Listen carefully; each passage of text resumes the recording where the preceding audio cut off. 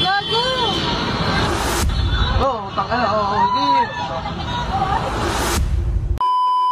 Tanong, kailan po pwede yung self-defense tapos wala kang kaso kahit nakasakit? Let me explain. Sa Revised Penal Code, itinuturing na justifying circumstance ang self-defense. Ibig sabihin, kahit nagdulot ka ng injury, ay pwedeng walang parusa. Kung nangyari ito dahil pinoprotektahan mo lang naman ang sarili mo. Para maging applicable ang self-defense, kailangan patunayan ang requisites na ito. Una, inatake ka at may actual o immediate danger sa iyong buhay o kaligtasan. Pangalawa, ang ginawa mo bilang depensa ay proportional o kasukat sa kanyang ginawang atake. At pangatlo, talagang nauna ka naman atakihin at wala kang ginawa para i-antagonize ang tao o udyukan ang atake. Pero tandaan, sa pag-invoke ng self-defense para mapawalang sala, ibig sabihin ay inaamin mo na ikaw nga ang sanhi ng injury. Kailangan ng malinaw at kapani-paniwalang ebidensya na kompleto ang requisites para hindi ka maging liable.